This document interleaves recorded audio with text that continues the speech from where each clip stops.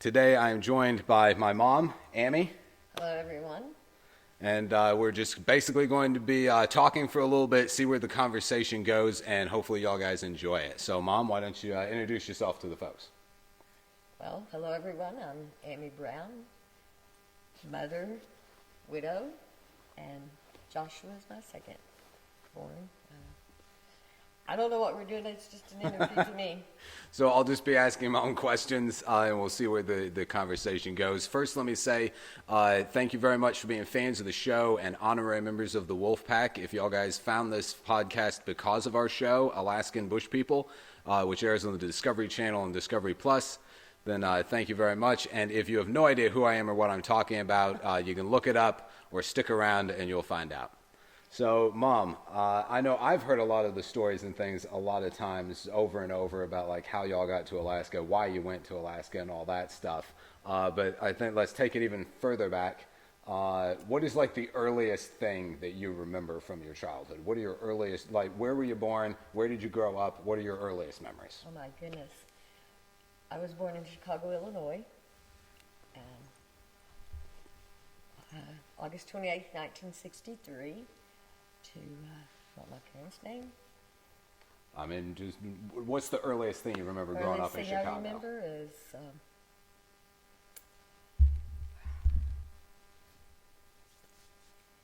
just playing with my... Also, don't be in a hurry. Don't be nervous. This is more long format.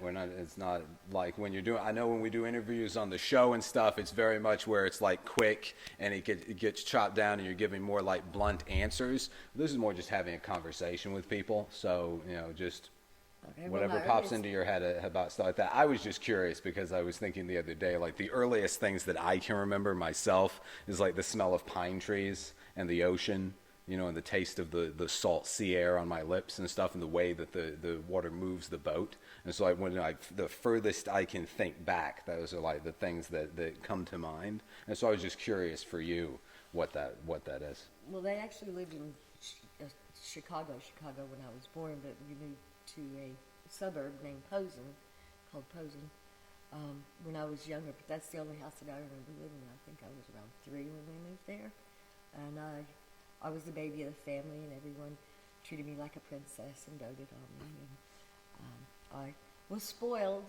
not rotten, but I was spoiled, and I got anything I wanted, but I never asked for anything because I had everything I wanted. I couldn't picture you being spoiled at all. You've always been ridiculously selfless, like always put yourself last and everyone else ahead of you. So I couldn't even picture you being like a spoiled little girl running around. Only spoiled in the way that I never wanted anything. I never asked for anything. I wasn't that way.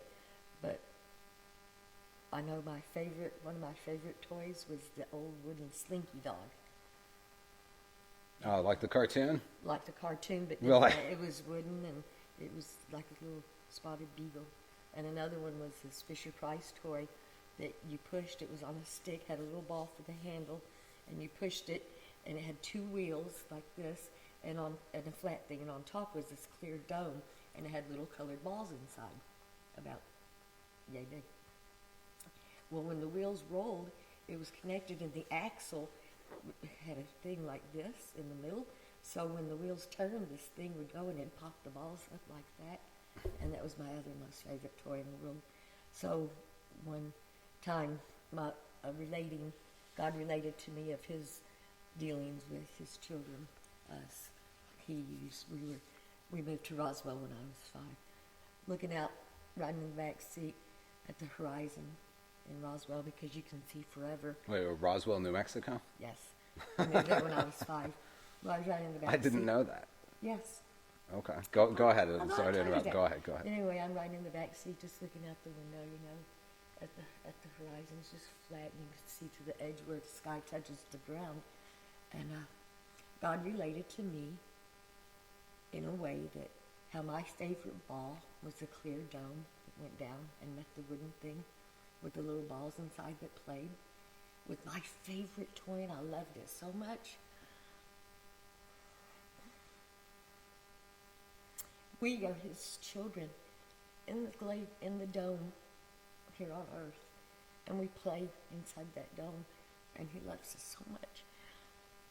It's only been about 3 minutes, and Sorry, the first tears are already coming. Sorry about that, but that's very No, that's you've very, always been. that's very been fluffy. profound to me. Right. Then, my sister, she was like a second mama. There were 7 years apart between us, like 8 between birth and marriage. Right. And my brother was born next to me, and he was my playmate. We played cowboys. We watched every Western movie. We'd go to the theater. Every Western, John Wayne, Clint Eastwood. And my dad was an avid Louis Lamar Zane Grey, so everything was Westerns with him.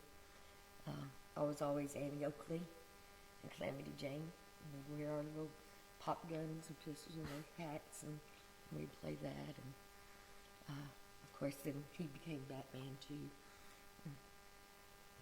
I've told you that story, right? Haven't I? Yes. That's funny too, though, that you mentioned that about the cowboys and Indians, because like Dad would tell me stories of when he was a kid playing cowboys and Indians, and he was always the Indian because he rode bareback on his horse and would chase everybody else around and stuff. We didn't play cowboys and Indians. We played cowboys. Just played cowboys. We played Western. Okay, And right. That gave me my innermost seated desire for wilderness and no fences and I know a you've big family and gardens and going around. A rough life, I guess you could say, but it didn't appear rough as a child. And that's basically who I am.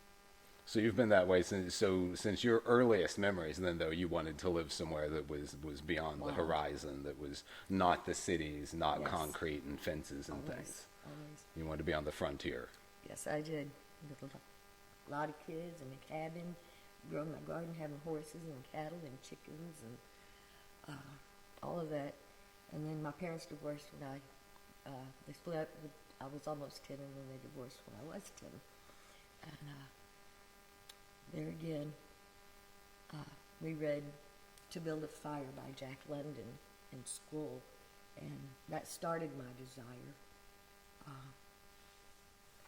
The Lord put a deep desire in me to go to Alaska, and it just built from there. And I think my school teacher, I checked out a book called The Arctic Child, and I think my teacher noticed that.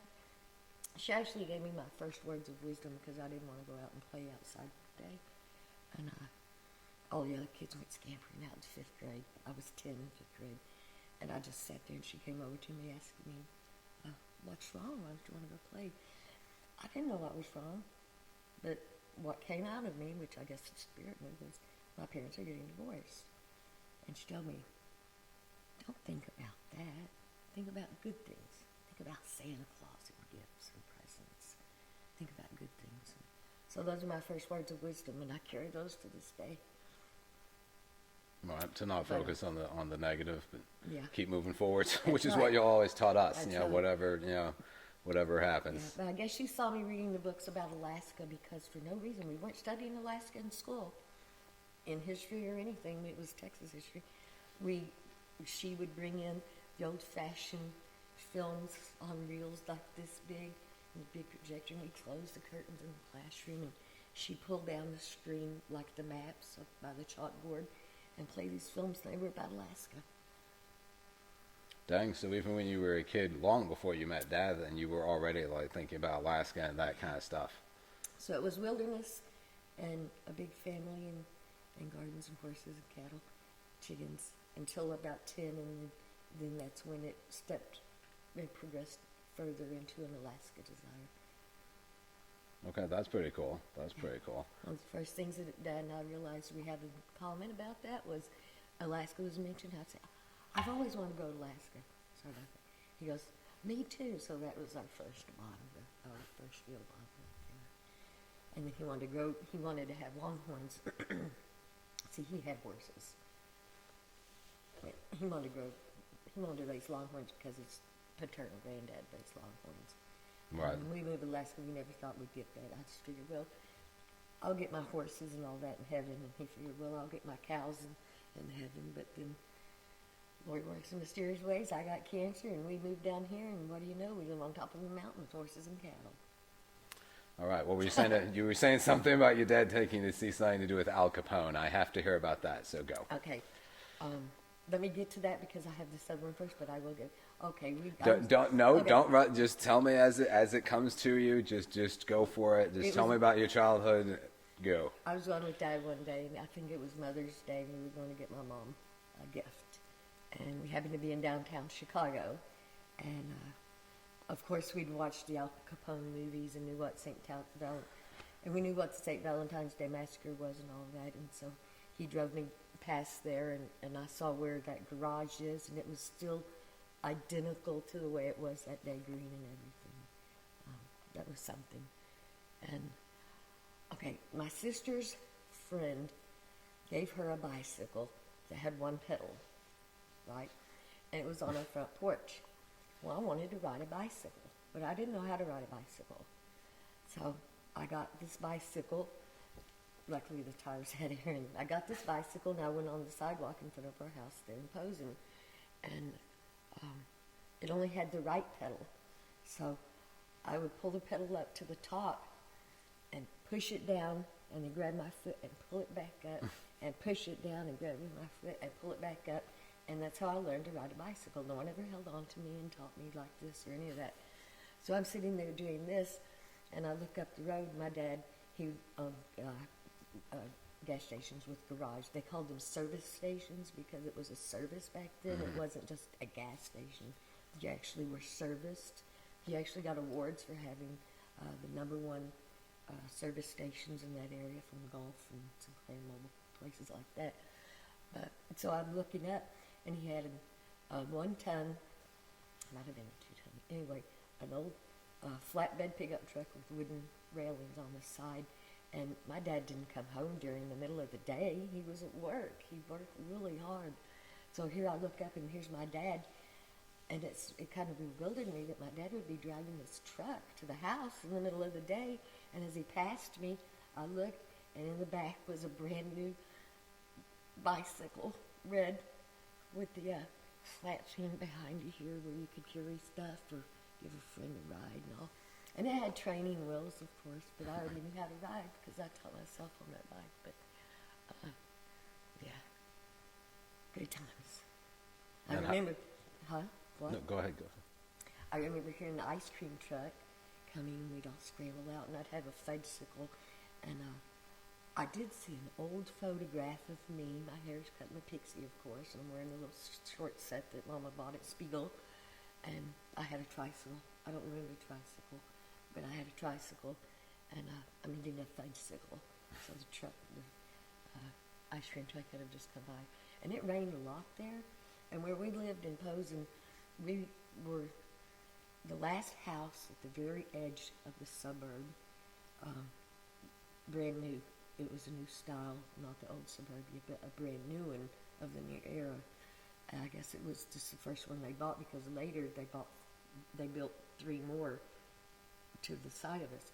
But I remember across the street, and suburbia was this way, the edge of where the houses were, and all of this, as far as the eye could see, was trees and grass and wilderness, and there was a pond down at the end of the block, and my brothers and sisters would go ice skating on it. But of course, I was too little to ice skate. But anyway, and across the street, a ways back, was an old farmhouse with apple trees around it. I guess that's why I draw what I draw when I was little, a farmhouse with an apple orchard. All right. And remember I told you? Mm-hmm. And that everyone would say, don't go over there. You steal apples off, you take apples off of her tree, and she's got a shotgun and she'll shoot you. So, but I do remember one day seeing an ambulance pull up to the barbed wire fence and lower the gate and go in. And the next memory I have is their bulldozers, and oh, dang.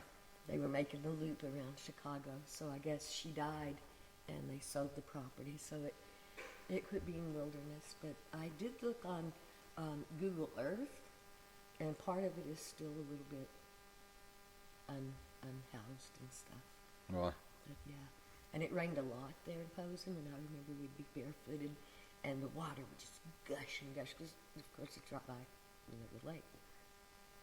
earthworms would come out like crazy. Okay, go ahead. No, I've kind of hogged the conversation. I mean, that's the whole point, because you're the first guest of the podcast, and so the entire idea is to hear more about your life before you met Dad, your life growing up, like you're talking about, and it's very cool to hear about like your first experience hearing about Alaska, and that was like when you were so young. Yes. Because I know that for Dad it was a little later in his life, after he lost his family and everything, he started hearing like his Uncle Buck telling him about Alaska and everything. So it's strange that it actually goes further back with you than it even did with Dad. Yes. But for both of y'all to separately be that enthused with Alaska is very cool. Well, my friend Connie, in 5th grade, she had a friend that had come there to school. Well, they had been born in Alaska. Their parents, I guess, were in the military. So that even made it more profound. Wow, she was born there. I don't want to go, so that added to it. But that was after my original of it. Right. My oldest brother, Renee, he was a big brother. I remember it was Christmas, and Mom and Dad wanted to go with their friends somewhere. And they had 2 little girls, and Renee, of course, with his friends, had, babysitting us. And I didn't realize it until long after we were married that we had pallets on the floor there, and he was a musician. I'd go to sleep with him playing his music on his guitar, rock and roll, Beatle boots, and all that stuff. And I tell you what, first one of you goes to sleep, I'll give a quarter.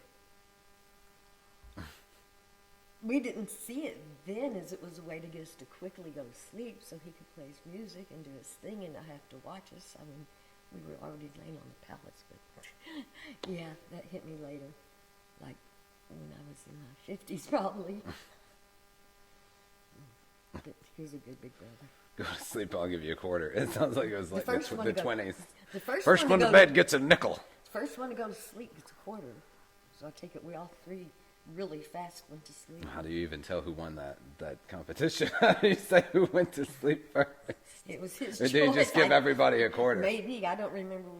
Maybe their parents took them home that night because I don't remember anything past that. But I think I got a quarter. Okay, that's funny. That's Yeah. funny.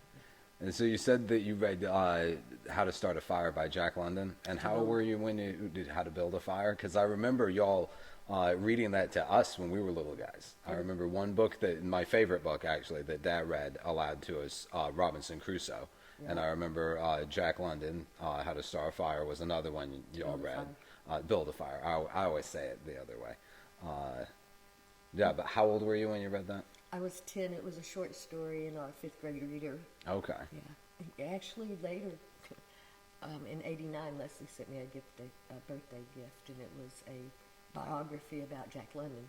Mm-hmm. And I was a big Jack London fan. That's when I was pregnant with Gabe. Right. And then later, when we got to Alaska, you hear of Muir's Mountain. Well, John Muir, the explorer, and Jack London knew each other, and I do believe, if I'm not mistaken, my history went to Alaska together. No, dang. Yeah. Dang. I know that he wrote a lot, Jack London wrote a lot of things based off of his actual adventures and things. Yes. Call of the Wild and stuff. Mm-hmm. Well, because I know that story in particular was definitely it definitely came with the moral of not getting killed out in the wilderness and what to do to avoid that. The building and how of serious, the fire? Yeah, well, Yes. and just how serious things can get and how it can go from like things being okay to at risk of losing your life very quickly. And I guess that's something that you and Dad always realized, always though. Respect the danger. Yes. And see how to get nicer to the dog would have come and cuddled him. Perhaps. Yes. And did he not also write the story 100,000 Dozen Eggs? I'm not familiar. When they get there. I'm not sure. The main one I know of his is the How to Start a Fire. How to build a fire. To build a fire. Right. I can never remember the name correctly. Don't build it under the branches. Is that your moral you were going to say? Well, don't freeze to death. Is really the moral I got from that story. I mean, I was a tiny little guy the first time that I heard that one that y'all read it to us, and the moral I always got was don't freeze to death. Because that's something very serious in Alaska is, it gets cold very quickly. The water's cold, even during the summer and the heat of summer, if a cloud goes over, it can get really cold. Under the Don't canopy. freeze to death. And how serious winter is Yes. as well, which I know is something that, we probably won't get to today, but something that led y'all to getting stranded on the island in Mosman was trying to avoid freezing to death in Wrangell. Yeah. Because To weren't have y'all living shelter. in a tent Yes. at that time? Tent at Shoemaker Bay outside of Wrangell. Now, what was the point where y'all actually, because I know for a while, I mean, I was a year and a half old when y'all left for Alaska, right? No. Or a year and a half old when y'all got to We Alaska. turned a year old at the house on Church Street just prior, by 1 month before we went to Mosman. Okay, so I was You about, had just turned so how one. old was it? How long were y'all in Alaska before you went to Mosman? How long were y'all in Wrangell before going to Mosman? Maybe a month, Okay. maybe. All right, because I know y'all always said it was not smart that you actually went up there at the turn of the season where it was already becoming winter when you first went, right? When y'all got off the ferry in yes. Wrangell, it was already It was fall. late fall. Right. Well, late summer, early fall. And what was your first impression of Alaska when you stepped off the ferry? Same as it had always been, but because you have to take into in consideration that we started coming up from Shosho Bay in Seattle on about a 16-foot little cuddy cabin runabout thing. That's when we shipwrecked in Vancouver Strait off Nanaimo, outside of Sayward, below Port Hardy. Right. Well, then after we shipwrecked, we were driven up to Port Hardy by a local fireman to Port Hardy to get on the British Columbia ferry that took us to Ketchikan. And then we went from Ketchikan, we had to sell some stuff, up to Wrangell from there. So it was a pretty good adjustment, but it was everything I expected it to be. Very different part of Alaska from the northern, which is where my childhood part, I didn't know was any different. I didn't realize it was, tundra and mosquitoes until Dad and I went up there in '83. Well, we knew that wasn't the Alaska we wanted, so when we were going back down the Alaska Highway to leave Alaska, because there again, winter was coming, strong winter, up by Fairbanks. So what we did, we drove all the way down, but about 50 miles south of Whitehorse, going south on the Alaska Highway, our wheel bearing went out. We didn't know for sure what it was, so here it's late at night, we're eking about, this wheel bearing going, just the sound they make. Well, it just so happens, I guess it's probably about 11 o'clock at night, there's a road camp at a place called Fireside, where, because the towns are so far apart, like Prince George is so far away, so the road crews kind of make little camps, and they have campers and stuff like this. We pulled in there, and I was talking to the guy, and the mechanic looked at it and told us what it was. They had just had a little baby daughter, and they had a cab-over camper. The little baby's name was Mindy, and they took us into the cab-over camper, gave us some soup and some hot tea, and I had no idea Dad liked hot tea then, and I thought, oh no, it's just hot tea. He's not going to like it. And then come to find out, just before he passed, I loved hot tea. I used to drink it with my mom all the time. Well, I didn't know that. Anyway, that's the first place. We grew up with hot I tea know. all the time. I love hot tea. My mama drank hot tea. She drank coffee too, but I love hot tea. So we ate the Lipton soup, the packets, nice tea, and then went outside, set up our little 2-man pup tent, with the baby, threw him in there on the mat, put him to sleep. And we were outside, and all we had to eat were wieners and ketchup. And later we found salt and vinegar potato chips. He hiked down to a little convenience store out in the middle of nowhere. But they told him when he went to get that. Let me back up. We roasted our wieners in the fire and everything, and we looked up, and it was our first time ever, and there were the auroras just dancing in the sky like magic. And he just stood there for hours on waters and watched those auroras first time ever. And it's truly, it was so magical and exhilarating, and like being on the inside of my little toy, again. Anyway, but he went into the store. He hiked because someone had told him, a little touristy type place you can get gas and provisions, because Prince George was a long way away. And he told me later that they had told him that when he told him about being up outside of Fairbanks, that really wasn't the type of land we were looking for, because we almost rode all the way to the Bering Sea. We stopped at Manly Hot Springs down the Tanana. We were headed for Ruby, but that wasn't far from the Bering Sea. Anyway, this Canadian person told them, we went to the wrong part of Alaska, because Dad had told him we wanted property. We wanted to live in a place like this with the 200-foot tall trees and rolling, raging rivers and stuff.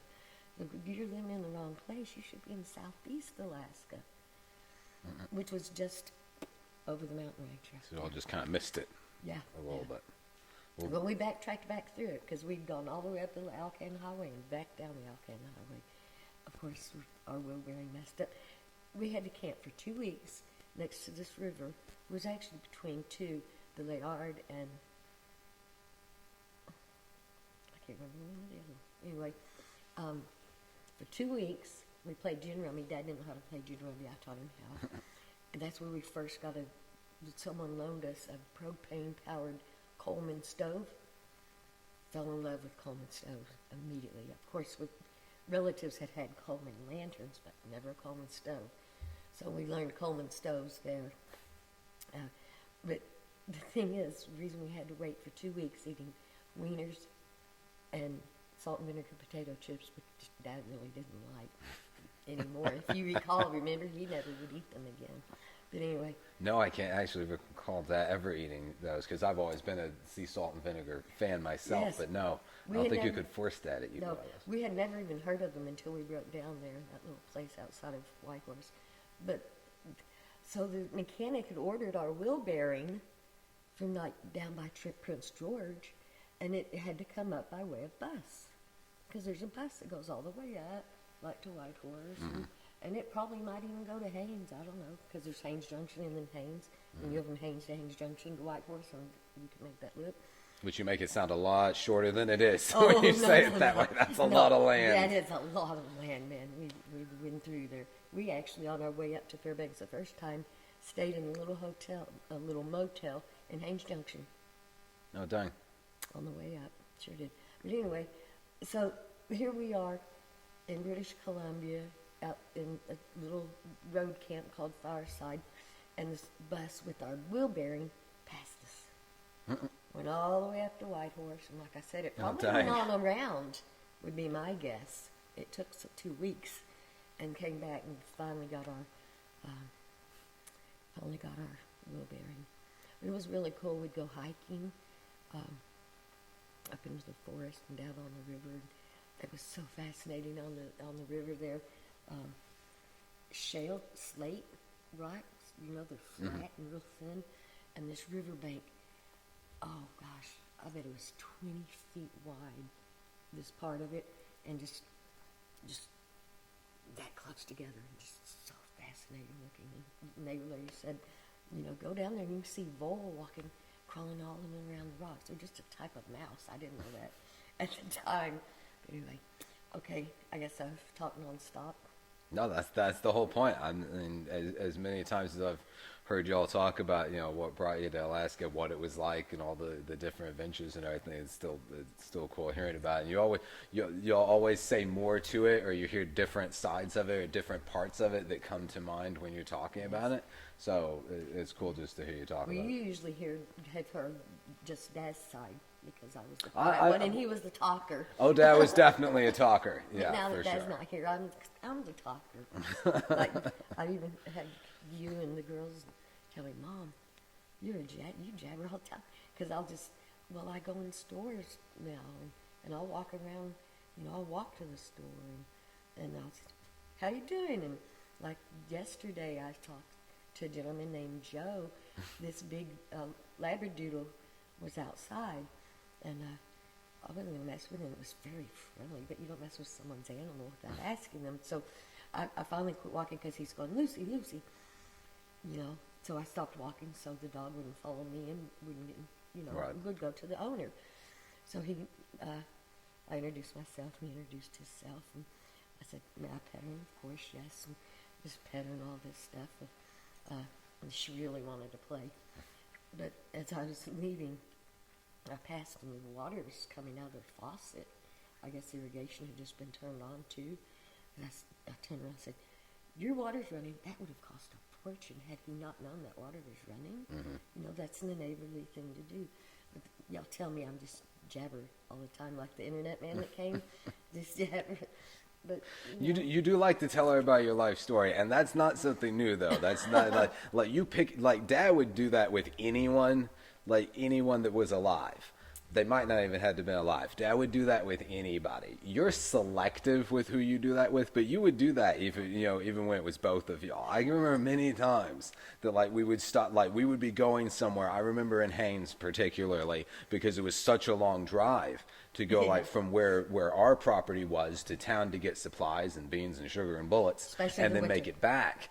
That we would end up passing someone and they would pull over and wave Dad over and he'd be talking to him for what felt like forever, and then Dad would motion you to come over there, and then we just knew it was going to be sundown before we left, because then you and Dad both would go stand by the truck, and you'd be at one end of the truck talking to the wife and Dad be at the other end of the truck talking to the guy, and that would just go on for hours and hours and hours until we're just jumping out of the truck dragging y'all back over. Y'all always said when he slapped his leg, you knew he was ready to leave. Or he was trying to leave, because sometimes they didn't want him to leave either, because yeah, sometimes they would be keeping him to talk and be like, okay, I gotta go. But he was not very good at that. He's like Gaby. Like anytime I go anywhere with Gaby, I cannot send Gaby like into the feed store or into anywhere by himself, because Gaby will just, every person that makes eye contact with him, he will have to stop and hear their whole life story and ask all kinds of questions and tell them everything about him. And then the next person, no, I gotta leave Gaby in the truck. I'll crack the window, leave him in the truck, and I'll go take care of things. Because I just nod as I'm passing people and keep on going. Like the other day, I went into the areas there, and, you know, I stepped in, and then I was going to the thing, and she commented on my blouse, and I was telling her about it, but I was, you know, excited and talking, and all of a sudden I hear two other voices, and I walked to the edge of the aisle, and I turned around and looked, and there were these two ladies there. And I made my apologies for talking over them so loudly, and I'm standing there explaining to Stephanie about my blouse, and in a more hushed tone, of course, and the lady said something about tennis shoes, and I looked, and one of them goes, well, I was talking about your tennis shoes. Well, I walked right over to them, I took my tennis shoe off and said, they're really good. They have memory foam on the inside and everything. I don't know why hikers don't have memory foam. But I guess I am a blabber. Well, y'all I enjoy meeting ladies and people and sharing happiness with them, you know, and then they give happiness back. So. Well, that's the thing too, though, because the majority of our life, we've lived places where it was few and far between you saw another person. Yes. So, like, y'all would just grab onto that person and get all the conversation out that you possibly could. Believe it or not, I growing up was a very non-talkative person very much, because I was more of an observer. I was the baby on Mama's hip, watching her do the cooking to the kids, and of course every day we'd take them lunch or take them to go get lunch. Basically, is what it was. We'd go like get pizza or Jack in the Box or something. Right. I remember get Dunkin' Donuts, and I'd get my hamburger from Burger King, but I didn't eat the pickles on them then, and I'd say, who wants my pickle? And just, other than that, I was always pretty quiet and just watched. Well, I've always known that compared to me, all of y'all are social butterflies. Every one of you. Bear would like to think himself not, but Bear especially is very much outgoing. Like you say, there weren't many neighbor ladies around, so like Deb Lawson, when she'd come over, man, I just talked to her. And her husband John, one day, she had brought over some fresh bread, and he was laying asleep on the window of the car, and I said, oh, Deb, I better let you go. He's going to shoot me. And he was a border patrol, but of course it was in a jokingly way. But yeah, I do hang on, I guess. Well, like that Well, with I the don't shoes. Somebody's like, nice boots. I'll be, thanks. And that would be it. No.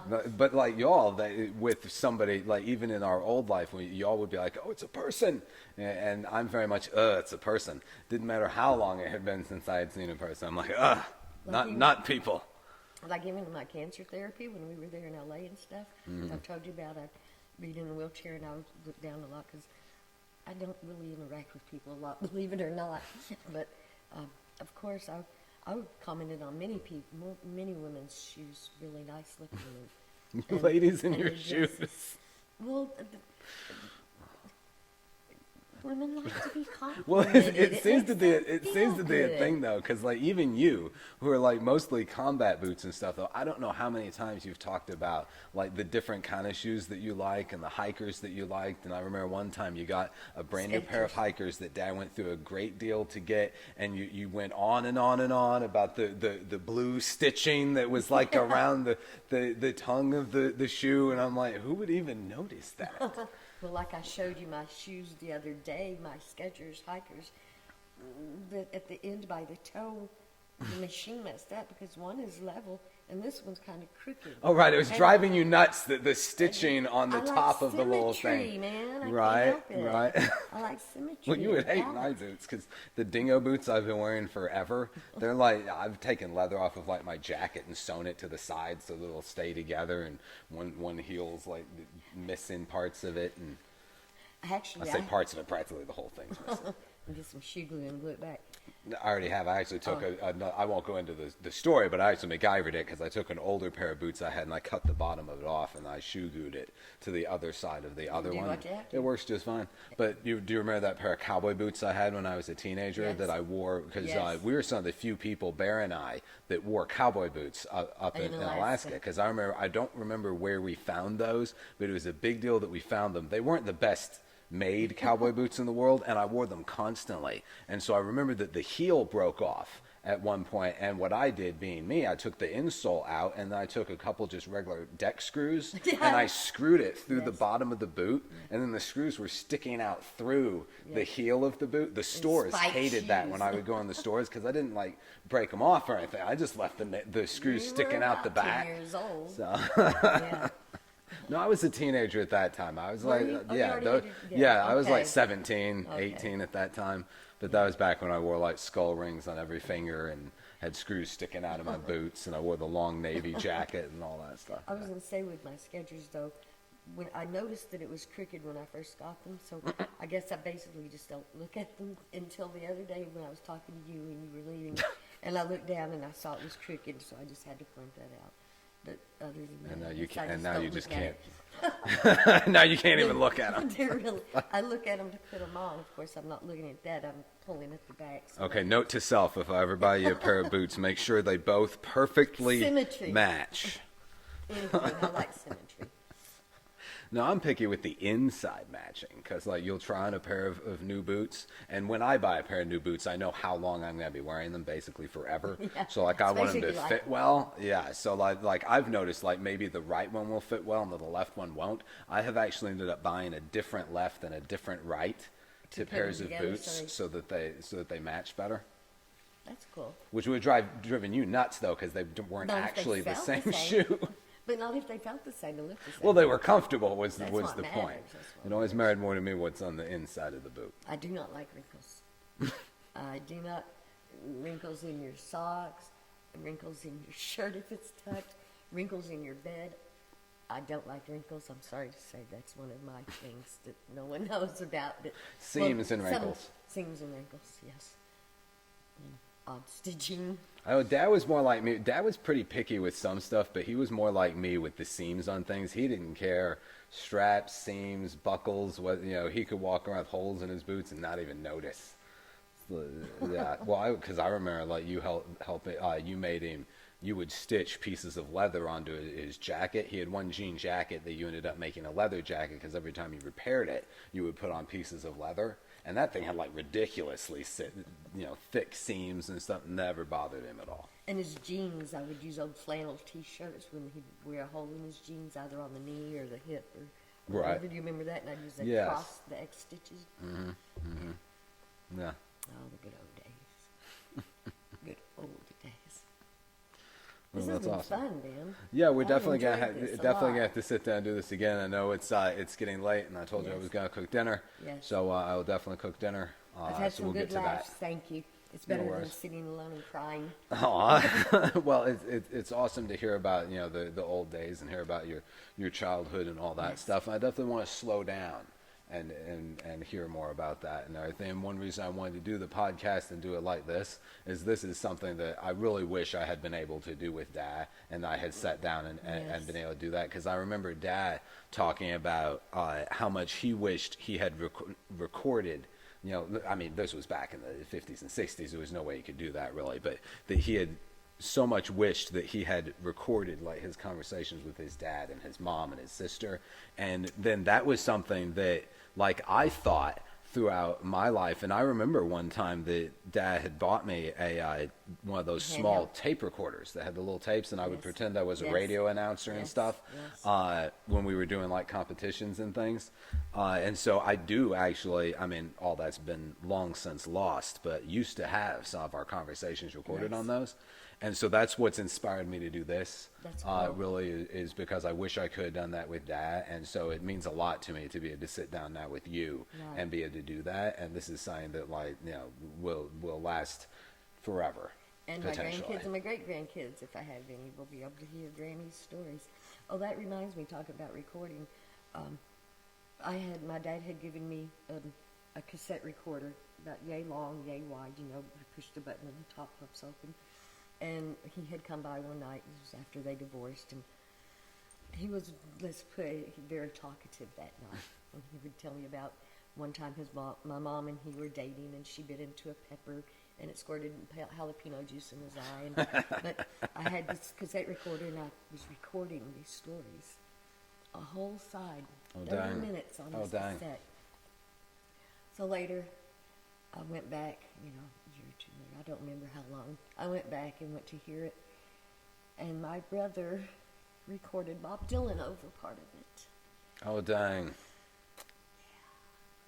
But Oh, that's okay. wow. I have the memory of it. He used to pick me up after school. I'd go to Brownies when I was like 7, 8, and he would come in the old farm truck, the same truck that brought my bicycle to me, Right. and pick me up from Brownies, and we'd go. He'd take me home, and he'd be doing his thing, I'd do my thing. And we actually had a Brownies daddy-daughter dinner together. It was No. pretty cool. Yeah, I had the whole outfit and a little pocket knife and things on the legs here. To be continued. That's awesome. That's Yeah. awesome.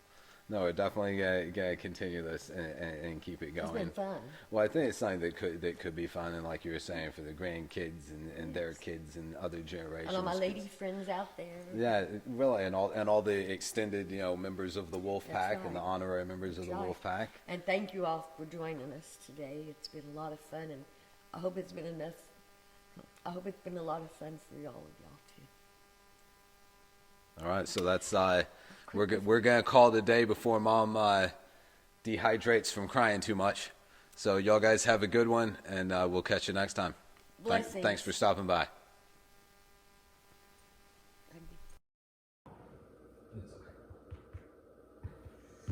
I mean it though. I'm so appreciative for everyone to watch and be part of our family, part of our work pack. It means a lot to me. All right, let's go get some. Okay, I'm hungry.